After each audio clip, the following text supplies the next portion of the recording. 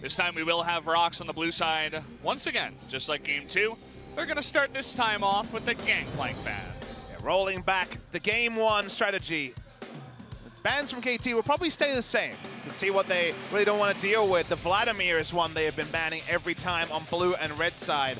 They didn't really have a different ban pattern on blue side to KT. They were sticking with what was strong, whereas ROX Tigers didn't seem to have a true answer to Smeb on the Gangplanks. That's why we see it banned away. I wonder if KT Rolster will consider a Kog'Maw ban or just try to shore up some of their mid-game decision-making. I think the Kog'Maw was definitely not a cause of the problem. It was a symptom of the incorrect mistakes they made and then just kind of accelerated their demise. But you're never 100% sure, and might be an argument to start thinking out the AD carry pool, and they will opt into some AD carry bans. But this time, they're banning away the Kalista, the Deathblade in game 2. Yeah, this time no Malzahar ban like we had out of ROX in game 1, so maybe they were thinking perhaps ROX would want to go into a first pick Kalista, much in the way that KT did when they were on the blue side. So they take that away. Makes sense. We're going to have Jace banned out here as well. Suggesting a first pick Gnar when you see Jace banned this high. Could also be a visit to Vladimir from ROX. As maybe the Vladimir ban can no longer be blanket to Linderong. See if there's going to be a Kog'Maw ban here to take out the top 3 AD carries, or just an adjustment in play from KT. Maybe Def jumping onto the Varus to try to punish the Kog'Maw in lane. And no, it will be a Kog'Maw ban. So 3 AD carries ban. Feels like we're back in week 1 with these sort of bans. Definitely puts a higher price on the Varus, but Sungyun hasn't performed on Varus this season. He's actually 0-4. It's been a down champion for him. So Xayah is kind of the biggest carry next to Sivir that he'll consider, but the tier list suggests Varus. Varus is comfort for Deft and also a lane bully in many scenarios. So despite the fact that history has been important, they're going to put history to one side, trust in the process, and return to Sungyun on Varus. Yeah, you'd have to think that some of those games were just not necessarily his fault. It was a Varus loss for Sungyun, but more importantly, it was a loss for the ROX Tigers. Doesn't really always showcase the skill of his, play on Varus. So either way, we do have Sejuani left available because the Varus was taken first, and KT will very happily pick that one up. You also take away from this a lower priority on getting the best jungler for Seonghwan compared to actually shoring up the laning phase for Sungyun. They want to get him on something that can actually win bot lane, that has a lot of the tools to trade effectively, and the cost is severe. We said, if you see a Jace ban, it's probably going to be a Gnar first pick. Instead, after the AD carry thinning, KT get, you would say, the best blind pick top laner and the best blind pick jungler in the game. So a pretty severe cost to picking up the Varus here for the side of ROX Tigers. Well, we're going to be looking towards Linderong picking something into that Gnar, perhaps the Vlad or the Camille still available here. Vladimir would be the comfort for Linderong, Camille would be for the matchup. So we'll see which way they approach. They're just going to lock in the Zoe here for Lava. Maybe thinking they're going to force out a mid lane pick here from Pawn on the red side over, say, an AD carry, and then start targeting the AD carries with bans. A lot of choices for Pawn in answer for the Zoe, but seeing how they're going to round the draft out on blue side, they're going to go for the Varus Braum, the very reliable lanes. They really are investing a lot in bot lane. Might even see Seonghwan play around the bot lane and actually try to accelerate it further. Have the option here, KT, of taking their choice of AD carries or their choice of laners into Zoe. And for now, at least, they seem to be hovering on just a bit of laning power. When you see Varus Braum so early, you say, wait, if I don't reach for something, maybe we're going to be very punished in bot lane. But in the end, they adjust their plan. They're going to try and play through mid lane. The Pawn have the Malzahar ult for the Zoe. That does come at the cost of some of Death's champion pool.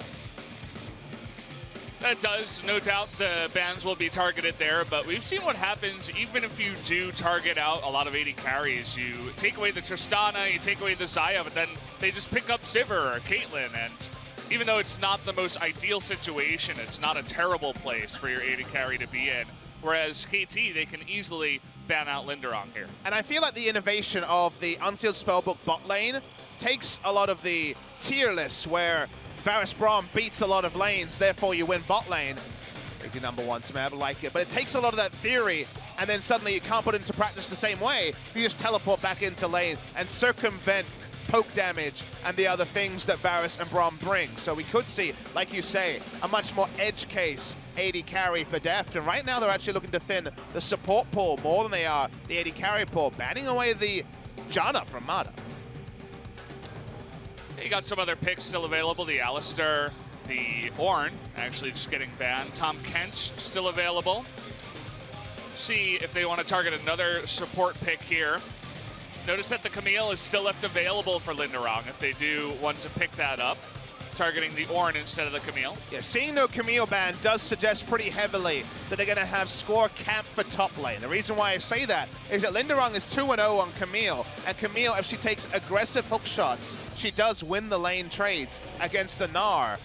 Deft has played one game of Vayne, but that was thwarted by a Malzahar. This time it's with a Malzahar. Will we see Deft lock it in? He has the Caitlyn he flashed available, but he'll go for the relative safety of the Tristana. So it won't be the Caitlyn, it won't be the Vayne, won't play with fire that much. Just gonna go for Tristana and potentially trying to counter push against the Varus and Braum.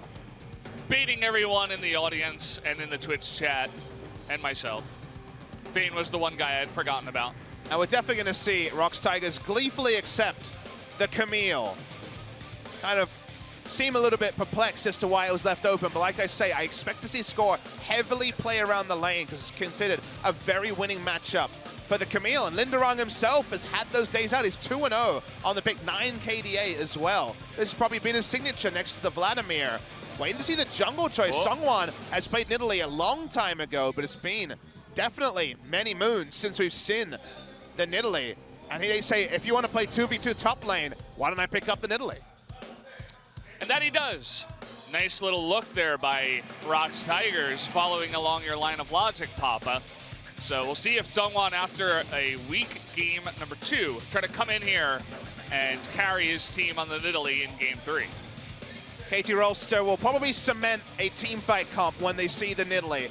Nidalee always going to fall away in teamfight phase, and there is the Taric to guarantee very strong lockdown. The threat in teamfights, though, it's up and down from KT Rolster. Certainly Tristana can win a teamfight on her own, but Malzahar is largely an ultimate, and Smeb, depending on the build, won't necessarily be a teamfight impact. So KT Rolster are looking for mostly the late game teamfights, 4-item teamfights from the Tristana, whereas ROX Tigers, if they get going, they have a fearsome siege comp, Zoe, Nidalee, and Varus for line poke. They are immensely strong as a 4-1, with the Baron in particular, the sort of thing that even with Engage, it might just be too much to bear for KT Rolster. So let's look at the early game and see if KT's plan of allowing the Camille at the cost of a good laning matchup for the Gnar will be used against them or for them, because it's very suspicious to ROX Tigers that you leave open Camille when it's both comfort for Linderong and comfort for the matchup. Yeah. You can tell that ROX know what they're doing, right? Good bans, good picks there, and you gotta like their drafts in game number 3. We were joking around after game number 1, and halfway through game number 2, the tables have been turned, and this has turned into kind of a serious problem for KT, saying, oh, we actually have to play against this team that is not just going to give up and lay down and take the loss against us. If anything, they got inspired. Now we see Songwon going super aggressive on his jungle pick and taking the Nidalee against Score, and the jungle matchup will swing both the game and the lanes in 2 different ways. Score will probably take Fleet Footwork, want to have the faster clear to be there for the counter gank. But if the ganks start rolling for Songwon, this could be a massive upset. That it definitely could be. KT looking very relaxed once again. Smile always on Deft's face. Smeb looking more serious than ever. But here we go, guys. It looks like the countdown is ready and started. Let's jump into game number 3, KT versus the ROX Tigers.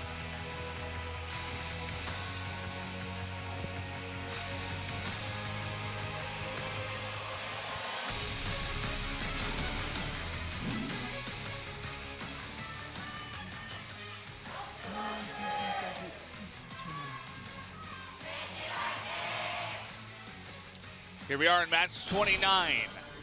Game number 3, a game that I was not expecting to have, but ROX have gifted to us. We'll take a bonus game, Valdez, as it'd be a bonus for KT Rolster if they didn't have to deal with a Braum invade. They haven't got any advanced scouting, so they're unsure where Braum is, and Braum usually sets the pace of a level 1. But now, very defensive. One of the reasons why we don't see ROX invading is they're really going to set up around Nidalee having a shielded start. If we don't see any ROX members top or bot side, there is going to be a degree of doubt as to where Nidalee started, and Nidalee's battle with score and also in terms of the 2v2 top side, I think will be one of the most pivotal parts of the early game here. For now, at least, looking like a hard leash. I don't have the stats to back this up, but I feel like KT always put themselves in a situation where they're not first in the league, but they're always second or third behind other teams because of situations like this. I feel like we're watching the same movie over again where KT destroys game 1 and then all of a sudden game 2 comes along and you're like, what happened? Why did you just kind of throw this game away? I mean, if you were in a coma for a year, woke up and watched this series, first, shout out to you, that's pretty cool. Yeah. And second, yeah, you'd be, I think it's very reminiscent of KT Rolster from spring 2017. Unforced errors kind of ruse their ways. We know about the highs and the lows of the KT roller coaster, but just the way that somehow it seems, you know, it doesn't seem necessarily that it was ROX Tigers making a smart level 1 play stick to level 3 to level 5 and taking over a game. It's largely the big unforced error. The showmanship from KT Rolster just gets in their own heads because of the big personalities and legends on this team, and it's used against them. So let's see if KT can steady the ship and take another consecutive match win to go 5 match wins in a row for KT and Kingzone coming into that big matchup on Wednesday, or whether they'll trip before the start once again. Yeah, they're gonna have to put their pride behind them and try really hard to win that match. Someone's not spotted coming into the bot lane. Let's see if the first spear hits. It's the big question here as they look to move in onto Deft. Just gonna land the red buff, and the spear goes in onto Mata. They get the flash out of Deft, and that's about it. Pretty restrained there from Rockstar. They could have tried to ramble all in on one person, but they decided to just accept the flash and disengage. Means a degree of safety is removed from Deft, who will have the rocket jump. Lane control was expected for Varus and Braum, but cemented when flash is going to be down from very early in the game. The passive breaking the spell shield is usually what we see. You know, a sidestep on the paddle star, and then you just walk up for the auto attack, and that stops on from being out of threat range for the majority of the laning phase. Gathering Storm is my friend. That's what it says. 3 out of 3. 3 out of 3. Doesn't matter what champion he's playing, but twice on Zoe here. Amusingly, didn't even need the Gathering Storm last game as turret dive. Oh boy, you were talking about playing along the top side. He's got the stun ready. Gonna land it on in now. There's that extra damage. Gonna get the Meganar. They're taking this very slow, but here comes Nidalee. They might be in trouble with the stun coming in from Linderong, forcing the flash away from Smeb. That was a scary moment for the KT dive. Yeah, that scenario was actually better than expected for KT because it wasn't being shadowed by the Nidalee. I saw the Nidalee bot side tried to make the play, but almost turned on them. Let's see some nice harass come in. Ooh. Oh, maybe not. That was a bad look for Lava. Yeah. Everybody talks about how Zoe doesn't take a lot of skill after you hit the sleep, but in that case, not following through. We're not big on the Trouble Bubbles here in the LCK. Paddle Stars one-shotting, and Trouble Bubbles leading to missed Paddle Stars apparently is how we roll. He got a little bit too excited. It was the most obvious, you know, easy setup for him to hit that one. But wide on the dazzle there from Mata. Yeah, nice dodge by Key. Trying to freeze the minions as much as possible while Sungyun teleported in. In terms of the keystones, you'll see the spellbook onto the Taric. That's a fun one. So no Guardian means that the laning phase is a little bit more risky. But Fleet Footwork on Deft kind of makes up for it because the summoner there is much more for lane, whereas triple unsealed spellbook from ROX Tigers. Did this in game 1, returned to it in game 3. What we saw from BBQ, I thought, was the most creative thing, where it was just ending what was at that time a bad laning phase, teleporting to top lane, trying to take a turret from it. Oh boy, Solon gonna get stunned up here, but has Camille coming in. Linderong from the top lane, Trouble Bubble sails wide. Had that landed, score might have been in a bit of trouble. A nice first trade, but only because Songwan was happy to stand up with first rotation from his top laner. It already pushed in the lane, so no cost to CS.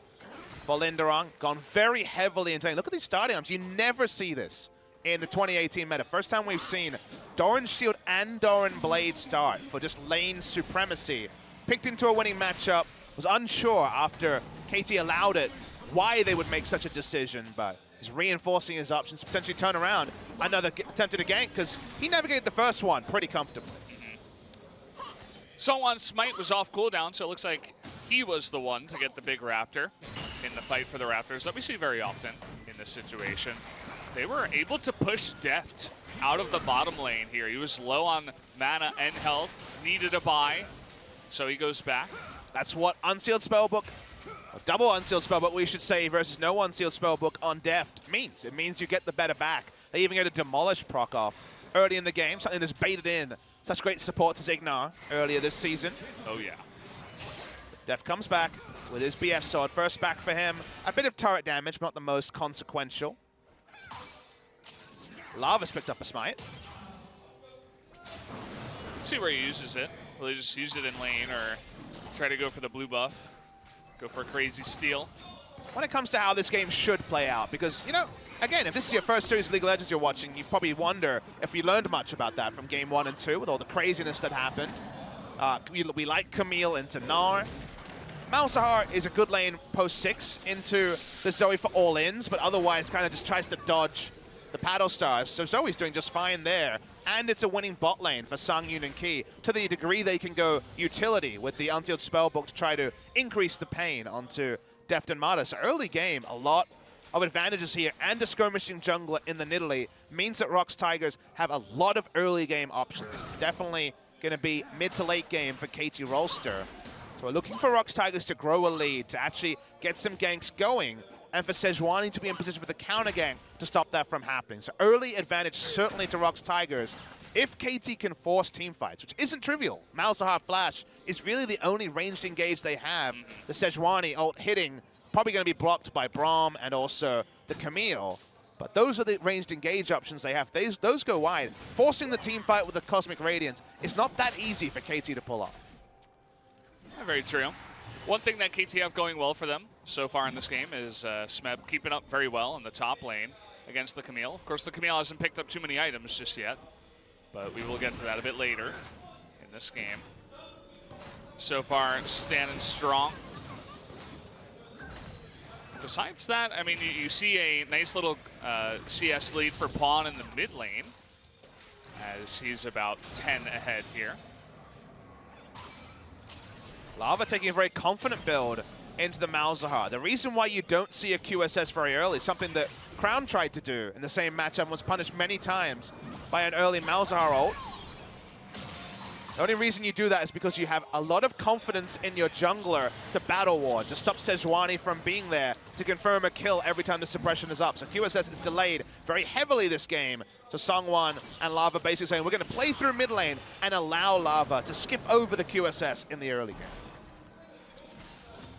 See another barely missed paddle star. Let's try this again. By Lava. Yeah, they're going to give it a shot. Once more with feeling. Yeah, we got Nidalee this time around, but it's double ultimate into the wall here against Linderong. He's He still alive survives for so long as KT not finishing the job for a very long time. They're going to get the knock up here on a score. Never mind, Lava coming in behind, gets the double kill on the Zoe. Pawn just sticking mid. No TP from him, and not the cleanest dive we've ever seen from KT. Yeah, triple teleport. I'm not sure if Smeb saw the teleport come in, because he dies with everything available on the top side. The framing there was, of course, focused on the golden Sejuani, but it ends up being a turnaround. KT allowing this comp to ROX Tigers being turned on its head. We watched the replay. The start of it was great because they held on to the ultimate. They get it, they layer it, and then they decide not to try to finish the kill. Smeb was tanking turret. Watch Smeb, he comes to reinforce. This whole time, teleport is channeling. You need to get out, Smeb, you're gonna die. It's confirmed with the Zoe coming through and gets a double kill. So out of nowhere is super accelerated. Might even be able to pick up the QSS and play for his own lane or rush towards around Omicron. It does end up being the QSS. So circumvents the time when he can actually be punished and gets the early itemization. This is a huge win for Lava in particular. Yeah. It's great for the team as well because Nidalee gets the space to get the Rift Herald very early on. I mean, we're only 12, 13 minutes into this game. 10 minutes even. Yeah, that was basically off spawn. Okay. Yeah, just gets it right off spawn as the top and jungler from KT are just absent after their deaths. So things looking up for ROX in this game so far. KT trying to justify the no Camille ban by having Score gank the lane. First time didn't work, second time turned against them. Means that Camille, being a bit of CS behind, is a surprise, but something that certainly they'll be able to navigate with the extra assist gold they've been able to pick up. The Nidalee is doing fine, but this is the big problem, is that Pawn doesn't have a lot of options playing through lane. You want to play through the Zoe, trying to lock her down, but not going to work now with the QSS. It's a QSS that can be used for a lot as well in the future. I mean, got a bunch of lockdown ultimates from KT, so we'll have some nice uses for him, not just for the Malzahar. Durang still having a little bit of trouble as things go on here. Nara pushing him in quite well. He's sustained so many ganks up there that it's hard for him to win the lane at this point. See what Score's next pathing will be. Going top lane hasn't gone as expected. Mid lane looking very tricky to pull off what they're clearly showing from the picks they have. They want to make happen. Top lane should be the percentage lane, but not for now. And ganking through bot lane is going to be tricky to pull off unless Def starts using some very aggressive rocket jumps like Ruler was doing earlier in the week against MVP. So we'll see if they can start a fight bot lane. That's where at least there's the most parity for the side of KT. Soon to be Rageblade though, to allow the Varus to really start going. Attempted contest in the blue buff, that's going to be comfortable. But Pawn has been just a passenger as all the madness has been topside. He's just been hanging on, farming, getting blue buffs, doing his job. Has the nearly the most farm in the game. That prize goes to Songyun at this point. We're going to have the Rift Herald used in mid lane as they want to push the Sun in. Seongwon with his own red buff can help out with the push. Let's see how much they want to commit to this here. Score trying to push them back. A nice dazzle once again, but the Chain of Corruption onto that front line. You see the Sejuani getting extremely low, but the Cosmic Radiance just on time to save his life. But it does mean that the turret is going to go down. Def going to trade one in the bottom lane. So Def gets a bit of free farm and gets a turret. The investment is only the Cosmic Radiance and Tarek's Flash. Pretty decent trade given where the game was at for ROX Tigers. They owned the bot lane river, so there was no way for Def to make it there in any sort of decent time frame. Top lane's going better than expected. The jungle attention might not have got kills, but it has slowed down the advance of Linderong, who isn't going to be using the hook shot aggressively. So when it comes to turret HP, which so often is the story of the early game, who gets the first outer ring of turrets down first, you'd say that KT are doing just fine with some difficult options to consider. I love the Malzahar pick into the Zoe. Been seeing a lot of teams doing it recently, but we kind of got a mini show of exactly how the matchup is going to work. Just the Voidlings that come out can block all of the non-targeted spells from Zoe. Paddle Star, the Trouble Bubble, everything she's got. It's a pretty nice counter. Also holds her down if she doesn't have the QSS with the Nether Grasp. I mean, you can just say, well, people will say, well, what about the QSS? It slows down her build by 1250 gold, which is great. And from the Zoe, it stops the Zoe power level from being 2 items strong till 25 minutes rather than 20 minutes. So you'll definitely take that when it comes to delaying. Same story with Skarner and having to opt into QSSs to stop his suppression. There is a pretty big sunk cost into denying away playmaking, or you try to roll the dice with damage and then get punished. So the mind game is always there, and it's why Malzahar is still very strong in the meta. May not see much of him when we hit 8.2 in the latest round of nerfs, pushes power back even further. But for now, a cornerstone of the meta.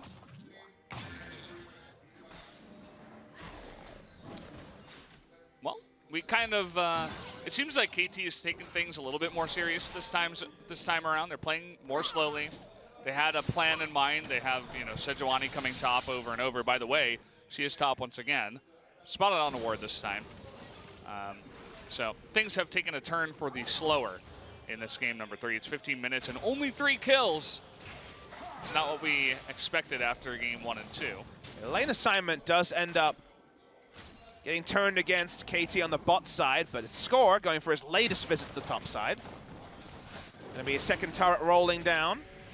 Teleport invested just to guarantee this turret and then just cancel. That was Marta's teleport if you were keeping track at home. Yeah. Always got to keep track in this meta, on this patch. The long lanes usually focus the action on the 1v1 between the top laners. It's 4-1 is what's going to happen here. Traditionally, we'd say that's great for ROX Tigers. They have an insane siege comp and Camille into Gnar.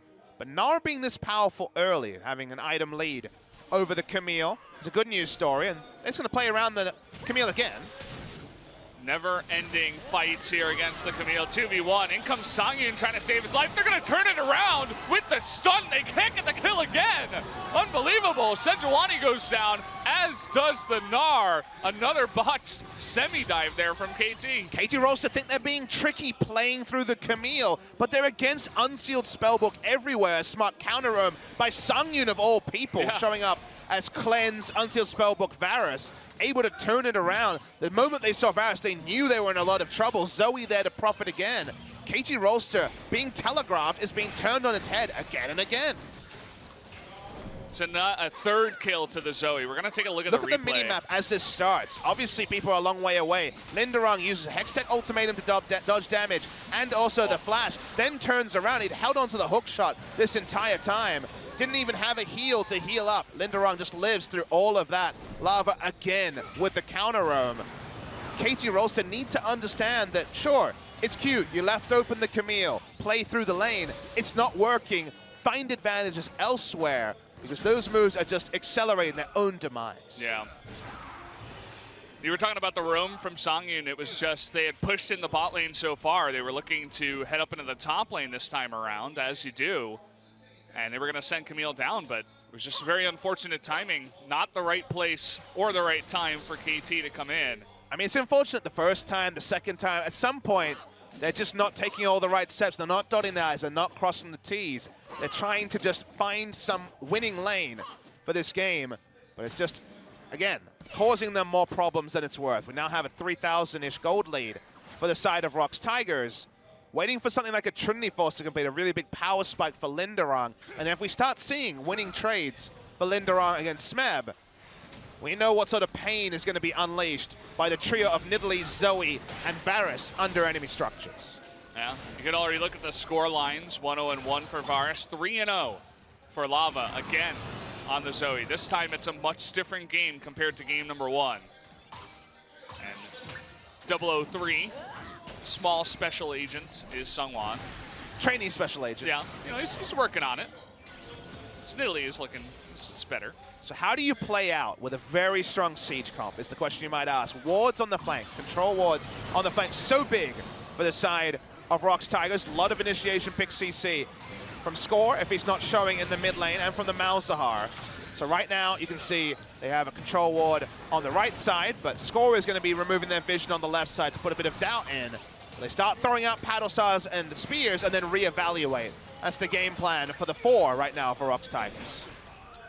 Just a slow, controlled push down the mid lane. KT not confident to take the fight just yet. And they can taxi it into Camille, who is pushing in pretty heavily in the bot lane as well. So a lot of options here for ROX, whereas if you miss the Sejuani ult, it's a free turret. But if you hold on to it, you may lose it slowly anyway. So not the best options here for KT Rolster. And certainly this is where the accelerated items onto Zoe start to increase the pain. There's no way she should have 2 items and also the QSS complete. I liked the way Lava was playing this 0-4-1, where he was just throwing trouble bubbles underneath the tier 2 turret in mid, but then he would send one over towards the bottom lane too, just to help out Camille with the push. Is KT ever going to engage here? Chain of Corruption comes out, but it hits the Malzahar shield. They're going to lock down Key here. Cosmic Radiance coming in. Do they have a follow-up? Smeb gets here first. They're looking for a kill onto Braum. That would be the first pick. Flash coming in from Smeb. They really want the Braum here. Looks like they should get it on the back end. So just 1 kill in trade for the turret. Yeah, everything used there to get the kill. They held onto the Malzahar ultimate, but KT will want to find a way to get a quick Baron and end the siege. Camille's not joining yet. We won't see multiple recalls from ROX. Teleport come back from Lava. They can't punish with anything more than just a single kill. They don't get any objectives. They relieve pressure But ROX Tigers can just return to the scene of the crime and try again. The theory was correct there. They used quite a lot of tools. So the flash beam down from Sungyun means they're going to be a little bit more conservative next time they start to push. But Camille also starting to be drawn to mid lane means he didn't lose a turret for all of that. Yeah, so ROX should be pretty happy with their position right now. Or take a look at the damage graph. Actually, across the board, not too much damage. Makes sense. We haven't had too much action in this game. Overall, looks like Smeb has the most damage. Just the harass against the Camille will give that to you. The mind games were definitely there with Score visiting the lane so often that ends up just inviting you to take free damage, because if your previous attempts to go aggressive were punished once, twice, 3 times, at some point you learn and just start to take the role of the defensive side of the matchup, even if on paper it's one that Camille's do traditionally very well on. Still plenty of stopwatches left open for ROX Tigers. Say the same thing for Malzahar and Tristana in this game as well. So we can still have an epic fight where 5 people go golden. I know you love those, Valdez. Oh yeah, it's a lot of fun. Very easy to cast too. Sometimes being a color caster is a good thing. Yeah. Don't have to respect the stopwatches. Lava definitely has his angles down. He got a nice high grade in geometry in high school. He's good with his trouble bubbles. Whenever we see Kha'Zix in Nidalee, we talk about how someone else needs to be tanking the Baron. That represents Key, so if Key's walking up, can be pretty confident that they haven't started any objectives. There is a control ward from ROX on the objective now. Ooh, deft. Seen this before. Takes it more passively though, sitting in the brush. 2 items, so 1 item away from his 80% crit dream, and from there things get pretty good for the Tristana, given that ROX's lineup is not the most tanky. Probably wants a second Zeal item and a QSS, and then he'll be willing to start going for the aggressive rocket jumps that Double Lift has made famous. A ruler in the LCK. I've been doing this season. So it's an interesting little point of the game. Gold lead being cemented by ROX Tigers in a game for the first time this series after, you know, being behind most of game 2 and rolling over in game 1. The Nidalee has gone for a squishier build. No Rod of Ages here, so it's going to be much more about poking and healing rather than looking for any assassinations with a takedown. Intentional choice, and I imagine might actually finish the Frostwind's claim quite early to get the Twin Shadows effect and have the Spooky Ghost to spot out if Score or Pawn are looking for any sort of flank. It's one of those things where we talked about how do you set up for a flank. We have your control wards down. If you have the Spooky Ghost, you put down 1 control ward and then you activate the Twin Shadows effect on the Frost Queen's claim and scout out from there. So it's a bit of extra safety without having to face check into a Malzahar or Sejuani. Watch Lava from downtown. He wants to get the trouble bubble onto the Gnar here, onto Smeb. He's got that long wall to do it. There it is. Smeb kind of runs into it. We'll see if they go on into this. The Hextech ultimatum cancels out. Yeah, knocks him out of the ultimatum, and he gets away with his life. They're still going for it, though. Okay, not giving up here, and Linderong on that mobility from Camille picks up the kill. A very important one at this point. And now the 4-1 split pusher is going to be able to take down a turret while ROX Tigers have a 5v4 advantage. What does it mean? It's definitely going to mean 1 inner turret going down very swiftly. Baron control is already there for ROX Tigers. I wonder if that will be the moment where the game blew open and we saw Baron buff started as KT had to react to the split pushing. We still could see that, but Smeb is up in 17 seconds. Well, Songwan taking a little bit of damage. He'll be fine on the back end. Papa, is it our fault? Did we get too excited in game number 1? Was it us? Did we do this? See, I don't know if excitement was something we got. It was more amusement and general I was glee. Getting excited. You were getting excited? Yeah, you were the one, Valdez? Maybe it was me, actually. I thought we were in this together, Papa, I like was a checking duo, but apparently not. I was checking the Twitch chat logs. No one in there was excited. I actually think you were the one that got excited. Maybe it was me. Sorry, guys. Maybe now that I've apologized, KT can come back. Look, I know that you're not casting KT versus Kingzone, but yeah, did you have to curse it as well? It's a bit vengeful, Valdez. I'm getting a little bit jealous. Alice is going to have a fun time with that one with you. KT Rolster are not out of this game, but ROX have many more options. Now the Camille really is going to overtake the side lane. Ravenous Hydra is completed. The 4-man core is more accelerated than I could have ever have imagined, with Zoe at 3-0-1, dominantly in the lead in terms of kills in this game. And Deft is on side lane. I really need a second Zeal item, Judy, which means there is more catches potentially for ROX Tigers to pick up.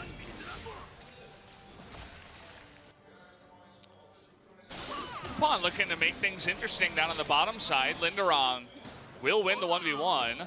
Has to fully commit, though, if she wants to fully win it. And at this point, kind of iffy. They're going to go in. That's a double stun, easily going to get the kill, but they are rotating. In comes Score from behind.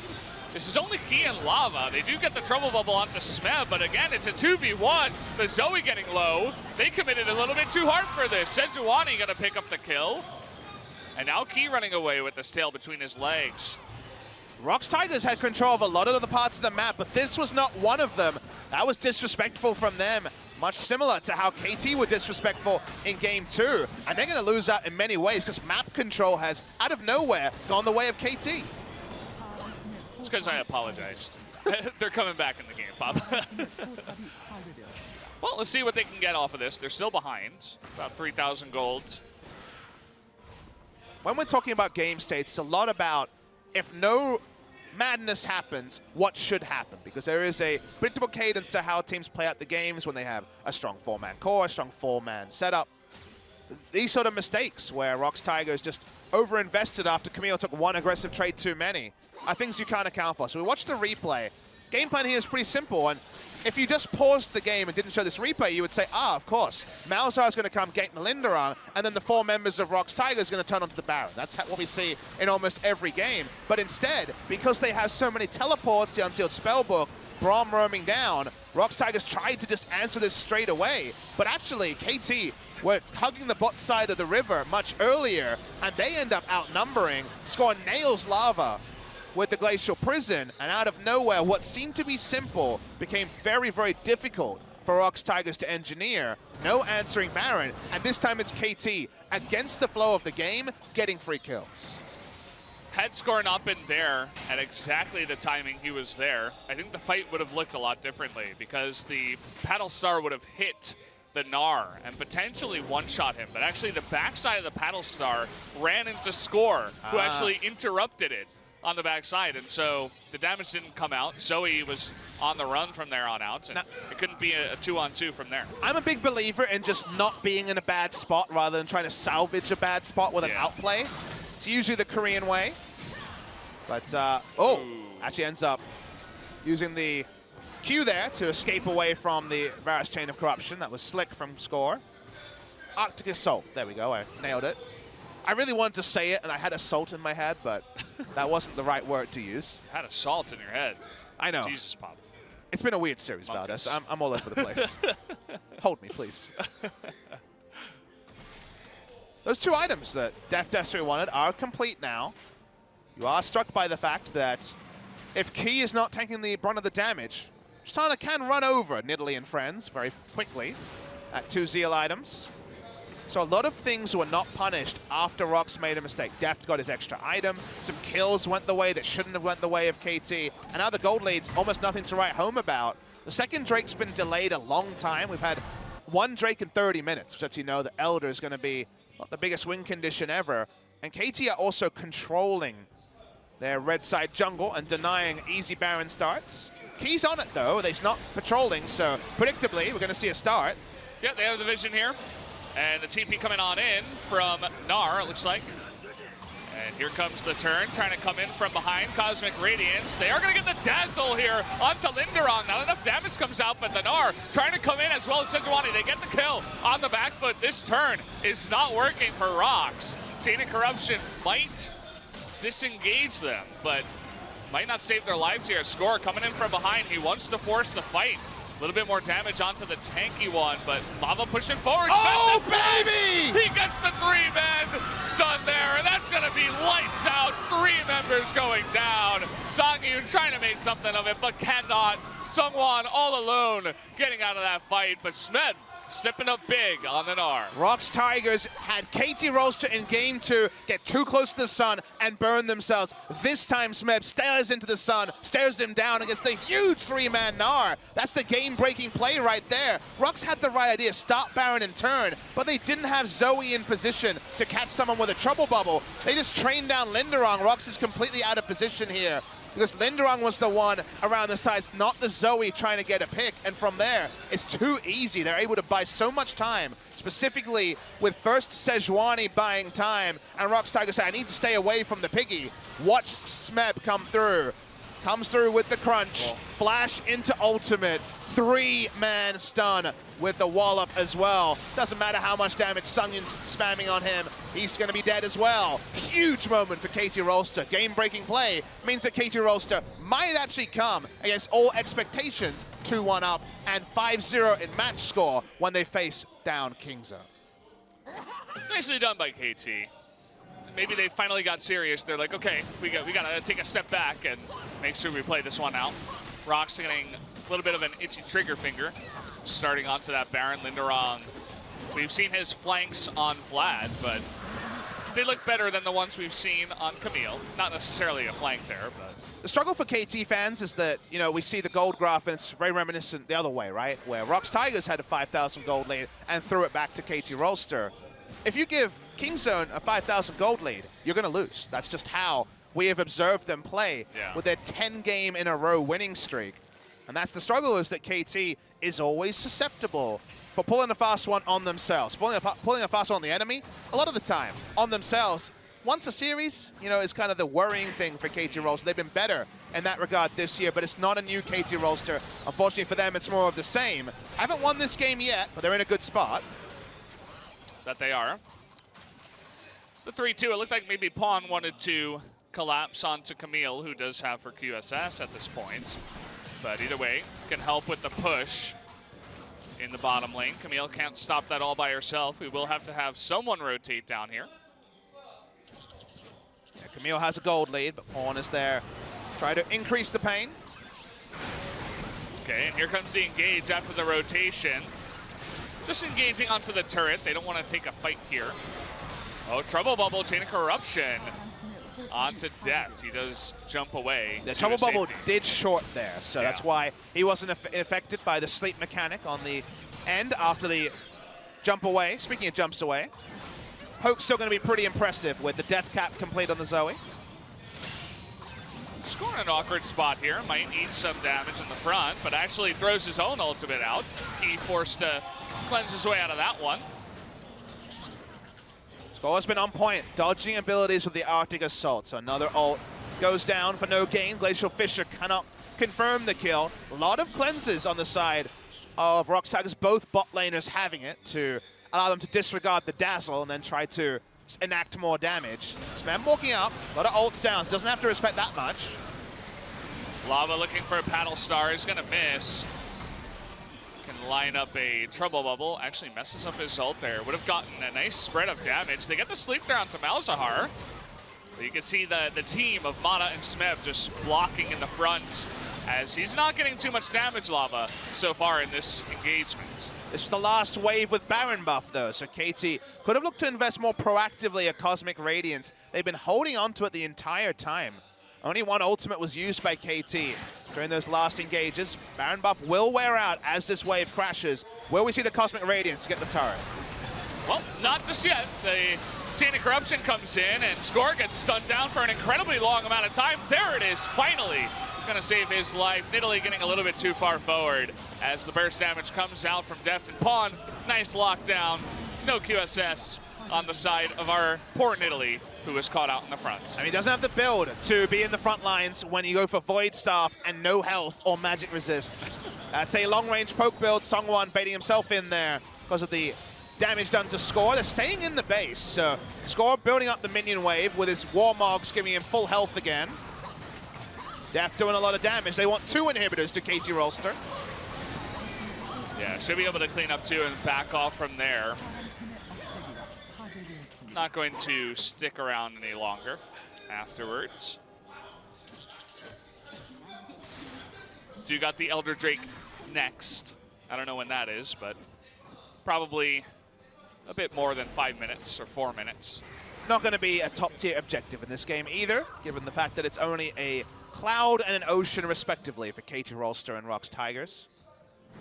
And I imagine it's time for tutorial style. I imagine it's time to barrel down with 5 in the top side. Don't want to give any room for Linderong to get one friend and take down Gnar in the side lane, so grouping probably the right way to go. 1 minute 50 for that Elder. It's the gank brush. Put down as much counter vision as possible and hope someone makes a mistake. The gank brush has been thwarted.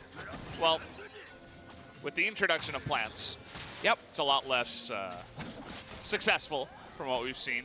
Big nerf to Samsung Galaxy of 2015, who really only had one strategy, which was the gank brush. It didn't work very well. Yeah. Samsung fans don't like to be reminded of 2015. Yeah. When they lost all their players and the new ones weren't so good. Well, it worked out eventually. I remember in the beginning of League of Legends when playing, you know, beta season 1, season 2 even, gank pushes were a big thing. Is this your hipster moment, Valdez? Yeah. To show your street cred to the viewers? Of course. You got to do it every once in a while. But yeah, people used to do that a lot, especially in solo queue. When people weren't so smart. What solo queue have you been playing? I'd like to think that people have gotten smarter, though. Although sometimes I'm reminded when I play solo queue that it's not always the case. I think it's a case by case on that one. Yeah.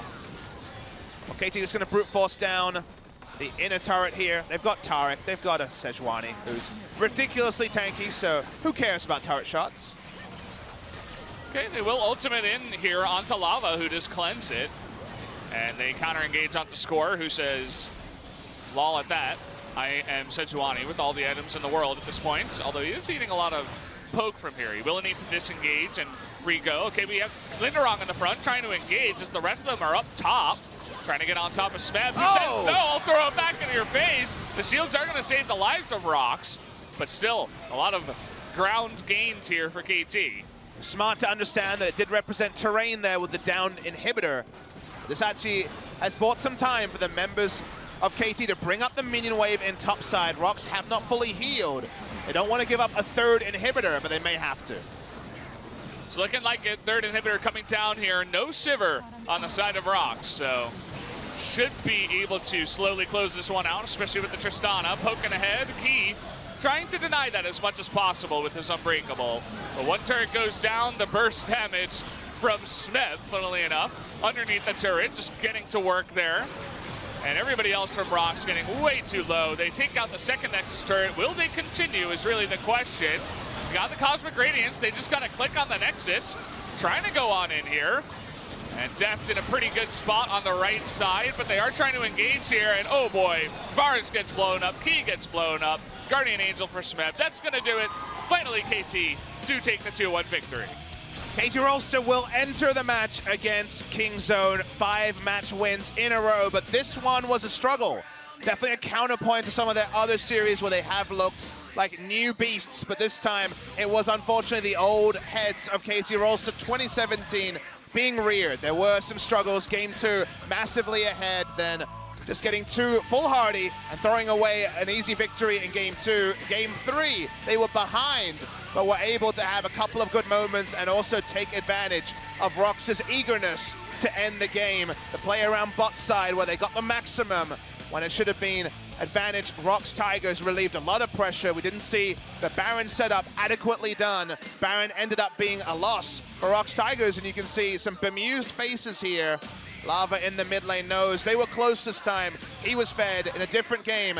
They would have gone down and won this 2-1. The ROX Tigers, no points, only a bit of game score. KT Rolster will look forward to Wednesday's match against Kingzone. Linderong always looks pissed after they lose matches, and well, I'd be pissed too after that one. They were ahead against KT, and if I was a KT coach, so close. I'd be pretty close to that emotion as well, Valdez, because this form we saw today is not good enough to beat Kingzone Dragon X if Kingzone plays anywhere near towards the peak of their powers. So KT Rolster has some VOD review. They've got some days. Today is Sunday. They do have 2 full days to prepare something, but the top of the table clash between KT Rolster and Kingzone will be one to watch. But this one means that ROX Tigers are condemned to a third match loss in a row. That they are. Let's take a look at some game facts. You can see that ROX Tigers getting up near 6,000 gold ahead, but they could not close it out. As eventually KT do take the victory. Gnar the most damage in the game, even more than Zoe. Don't see that too often. Able to run away with the lane. The ganks that he was thrown definitely weren't effective in terms of kill score, but they were in terms of pressure. Linderong ended up playing very, very safe, and when we had the camera on him, the 1 or 2 times he took the aggressive hook shot. By hook or by crook, he was turned over by KT Rolster, who allowed the Gnar to just play a range versus melee matchup and disregard any sort of threat from the Camille's. That was the good news story for KT. Smeb was able to lead from the front. We haven't seen him on lane dominance for a long time. You have to think that at least one game against Kingzone, he will need to play that role again. The fearsome opposition on the day will be Khan. But Smeb from ahead was something that propelled ROX Tigers in 2016 to so many victories. And it did help KT in this game as well. But like I said, it was a messy series that KT takes down 2-1. Yeah, they make it work. If you want to be results orientated, well, you can say, okay, we took the win today, and go back, do that VOD review that you were talking about. I'm sure Kingzone are sitting back watching this saying, well, they don't look that good. Although they will respect KT coming into their match on Wednesday. A lot of things to pick apart from this series. You know, the way that KT kind of brings themselves into their own mistakes at times. Kingzone can say, well, maybe we can bait them into certain not so great situations for KT. I mean, KT will scrap with you. That's something they've always done, is they're happy to get in the dirt and scrap with you, and that can be turned against you like we found in this series. MVP will be Smeb, turning a poor matchup on its head with a great performance here in the top side. 300 MVP points, closing in on 1,000 kills. So a sick video, no doubt, coming the way about Smeb in a few months' time. Depends on how many carries he plays for how many kills he gets. But Smeb has been one of our stars ever since we hit the LCK era. And he was unleashed on then the Coup Tigers. Still a star 3 years later. Yeah. Says up at the top, did you see my 3-man ult? Yes, we did.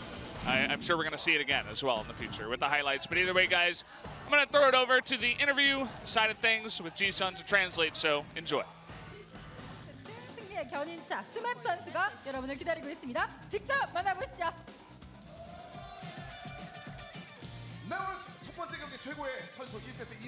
So here is the MVP of the game, Smeb. Congratulations. So you're having the only MVP interview alone. And there was amazing moments in the game 1. First of all, how do you feel? Well, I'm really sad that we won one game, but I'm getting the MVP points, so I feel really happy. Well, some of the fans could have enjoyed the tight match between you and ROX. And there was amazing moments. The first game, you started with the Relic Shield. Why was that?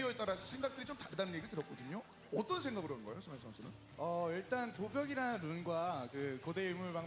the item has a really good synergy with my runes.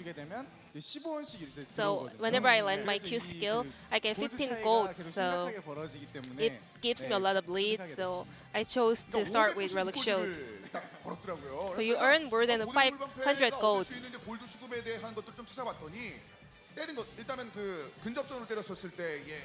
So in more specific details, was that because of the gold?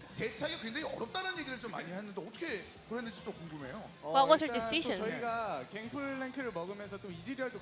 Well, as we picked Gangplank, we also got Israel's. They are both easy to make gold lists, so yeah, we also thought about the gold list, so that's why I picked Relic Shield. And you guys are playing as one team for 2 years. So how's the teamwork going?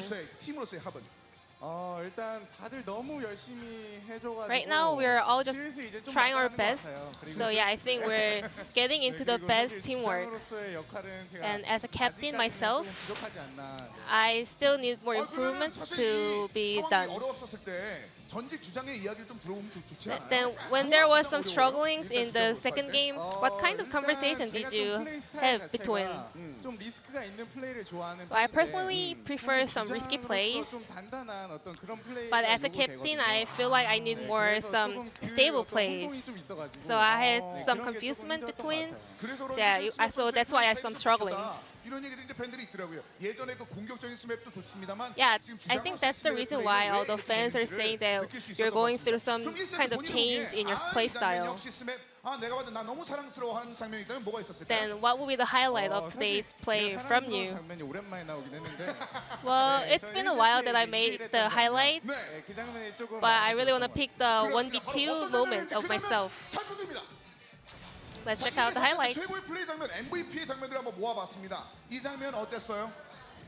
So how was the situation going? I would like to say this is a perfection. 이거도 거의 정리가 다 될 뻔했거든요. 이 순간은. You almost got two of them. 이 장면이고 이 다음 이거죠. And this is the other highlight. 이것도 좀 이제 불리한 상황이었는데. Well, I think ROX was in the lead at this moment, but I made some great team fight, and I think we were able to make some comebacks. 이거 보자고. 그러니까 볼 수 있는 사람 보자고. Then what 이런 kind of 얘기가 shot calls did you guys have? 마침 제가 또 각이 잘 나와서. I think I just said, let's just open a team fight, and we are lucky. 주장으로서의 여러 가지 어려움을 겪고 있습니다만 플레이어로서도 굉장히 훌륭한 모습을 보여주고 있기 때문에 사실 이제 주장의 어떻게 보면 그 무게감만 좀 덜해주면 될 것 같다는 생각이 들거든요. I think 그래서 you're doing 전직 really 주장, great, so you should 스코어스를 get 모시고, rid of 전직 your 주장의 pressure as a 모험을 captain. 한번 So we 들어보는 just 시간을 brought the 저희가 former 가져보도록 captain 하겠습니다. score. 손을 삼겠죠? 네. 이제 갈 준비를 하고 있는데 저희가 좀 급하게 좀 한번 모셔봤습니다. We brought him here for 오늘 SMAP. 축하드리겠습니다. Congratulations on your 사실 victory. 스코 선수와 인터뷰를 저희도 너무 하고 싶었는데 아쉽게도 We really wanted to have an interview with you also, but you didn't get the MVP point, sadly. 조금 Well, I 실망이네요. personally thought that I would be the MVP for the first game, but I'm a little bit disappointed. 실망할 뻔했. 죄송합니다. 미안합니다. 미안해요. Sorry that we did not give you the MVP points, but yeah, we do agree that you made some great plays. 스맵이 새 주장으로 좀 잘하고 있는 것 같아요. So how's SMAP doing as a new leader of your team? Well, better than I expected. 요거만 살짝 우리 네네네. Yeah, he's doing better than I expected 못할 줄 알았는데. because I thought he wouldn't do well as a captain, but 괜찮은 것 같아요. yeah, I think he's a good leader. 주장으로서 사실 이 선수만 조심하면 Then as a former leader, 잡을 수 있다. 아니면 요거 하나만 which 잘하면 player needs some extra care as a captain? 노하우 하나가 있다면요? Or any tips as a being a team leader? I think he needs to stop being late first. 친구들이 있어가지고. There are some players who are coming late to the gaming house. 잘 모르겠어요. 같이? 예. 항상 늦게 So SMAP should be the one coming early to catch the late coming players and get better forms of practice. 먼저 달려가는 것이 아니라 주장으로서 불러일으키고 같이 걸어가는 그 과정들이 있잖아요. 이걸 스맵했다는 거죠? 그렇다고 하네요. 네. 그렇습니다. 앞으로 이게 스맵의 주장으로서의 So 활약도 we hope that SMAP does better as a leader from now on. 스타일에 대해서 팬들의 반응들이 좋던데. And a lot of your fans have been saying a lot about your new hairstyle. 머리에 대해서 아무 말도 안 했는데 갑자기. Well, I didn't give any comments about my hairstyle, but they gave me this look, so I thought I was getting MVP points and having an interview, but said that I did not. 카메라 속에 지금 저장되고 있어요. 지금 스코어의 모습들이. Well, luckily we got you in the camera, so you can check out later. 스맵 쪽으로 이제 마이크를 넘겨서 이제 스코어 선수가 이게 Then 좋은 back to 얘기를 SMAP. 많이 해줬잖아요. 이제 팀원들 Score gave you a lot of good advices. 그리고 KT가 지금 연승을 찍으면서 5연승. And KT, you guys are having a win streak, 5 wins in a row. KT는 별로 문제가 없을 것 같다는 생각이 좀 있거든요. 어떻습니까? 8.2 패치. So KT가 what are your expectations on the 8.2 patch? 다음 경기가 킹존이거든요. Well, our upcoming opponent will be Kingzone. 정말 열심히 준비해야 So I think we really should practice harder. 열심히 해야 될 것 같아요. Yeah, we need to practice and exercise more. 좀 있을 것 같은데 킹존이라서 더 여러 느낌이 좀 들 것 같아요. Does Kingzone give you extra pressure on it? 저희랑 플레이 스타일도 조금 비슷한 것 같고. Yeah, and Kingzone also has similar play styles with us. So, and also Khan is doing his best performance nowadays. So I think I should do better. 더 포스가 있었던 과거를 생각하면서 여러 가지 생각하는데 한번 보여줄 수 있을 것 같습니까? So are you ready to show your great performance in your upcoming match? Yeah, so hope you guys are looking for it. SK 동산 1000킬까지 22킬 남았더라고요. And there's only 22 kills left until your 100th kills in LCK. 경기까지 가면은 제가 한번 해볼 수 있을 것 같은데. Well, if we can make it to the third game, I might get the 100th kill, but I'm gonna make it to 2-0 game next time, so I can get it next game. 디스코 선수와 더불어서 두 명의 선수 모두 한번 만나봤는데 끝으로 역시 KT구나라는 경기를 오늘 나왔습니다. You guys have been performing great today. So is there anything you want to say to your fans? 현 주장에 한 말씀씩 부탁드릴까요? 먼저 전직 주장부터. 질문을 잘 못 들었어요. Well, I missed the question, sorry. 언제나 좀 많이 저희 For the fans, I would like to 팀에 say 찾아와주신- thank you for coming out to 응원해 주시는 support 분들 us. 많이 감사하고 네. 집에서도 많이 시청해 And all 주시는 the 분들 fans 감사하고 watching on 저희가 the 이제 연승을 television, 계속 on the 이어나가고 internet, I 있잖아요. want to thank all of them. 절대 킹존한테 꺾이지 않겠습니다. And we're on a 저희가 win streak, 오늘 so 호랑이를 I don't want to 잡았는데 lose against 다음에 Kingzone. 용을 잡도록 하겠습니다. We got tigers today, and we're gonna get dragons next time. 했거든요. 자 이제 현 주장 스맵. Now let's hear from Smeb. 네, 날씨가 정말 춥거든요. Well, 근데 이렇게 it's 또 really cold nowadays, 와주셔서 응원해 주셔서 so thank you 너무 for coming out to 감사드리고, cheer for us. 감기 꼭 조심하셨으면 좋겠습니다. Watch out for cold. 네, 그렇습니다. Thank you. 스맵 선수의 얘기까지 들어왔습니다. 오늘 멋진 경기 펼쳤던 KT로서 2대1로 승리를 And 거뒀다는 this will be 소식을 the end of the 드렸고요. interview. 최고의 I'll hand it 선수 over 이주찬 to you 선수 guys. 지금까지 만나봤습니다. Thank you, Jisun, for the translation. And once again, we will take a look at the highlights. We already saw some from what Smeb was able to pull off, but it was a bit of a slower one in game number 3, but KT finally, from behind, was able to take the victory. Yeah, the early game movements from Smeb and Score definitely looked a bit more like a ROX highlight package, but it eventually started to come back together because this was all indicative of pressure for Smeb, denying Linderang farm, even if kills were going to be turned over. It's a really nice re-engage by Linderang. That time, Lava couldn't believe that his birthday came early again and again and again. There was a way for ROX to win this game. It seemed pretty straightforward. They made a couple of foolhardy mistakes, chasing down onto Smeb and Pawn, where members here, and this is where ROX gave away kills that was kind of unnecessary. And then forcing Baron rather than sieging was their second big mistake. Allowed KT to teamfight, get back into the game, and eventually crest a 2-1 lead. And like they mentioned, continue that win streak coming into the all-important game against Kingzone on Wednesday. And they looked good in their moments where they weren't throwing. And Smeb certainly looked good in this moment here. Nice little finish to the last big fight as he ults 3, wallops 3, and does take the victory here at the end. It was a bit of a slow one here at the end. They did actually add some more kills to their tally with the delay. And either way, we are going to take a look at today's result, the 2-1 victory. All under 40 minutes, every single game that we've had so far. And it says at the top, even though it was hard, we got 5 wins in a row. The 60-minute games are thankfully a thing of the past recently, so it has been trending downwards towards the 36-minute sweet spot that I guess is the best we can hope for in the meta right now. With the standings, KT and Kingzone right up the top. KSV behind, actually equal in game score. KT Rolster and KSV, so that's some fun thing to track right there. Those teams haven't faced just yet. But we'll definitely get some resounding answers about Kingzone and KT and where the top of the standings may lie. Only 3 matches left in the first round robin for every team except the 2 teams involved in our next series. Yeah, next up, Afrika and SKT. SKT hurting down there. SKT 1 and 4, as everybody likes to call them now. -4, but either way, we'll see what they can do. We're taking a look at the schedule here. Of course, what we just mentioned, SKT versus Afrika coming up next. Should be a very short break comparatively. I say very short, but It is just going to be 20 minutes, guys. So no 30-minute, no 1 hour, no 1 decade-long break. It's going to be a bit of a shorter one. Yeah, 20-year break so the players can have enough time to put together their peripherals, do all their settings, not the usual 30 minutes that you have between series, and no fixed start. So it's 8 p.m. Korean Standard Time, so just after 8:20, we'll be getting to go from there and actually give you what should be a really exciting game. That's going to be a good one.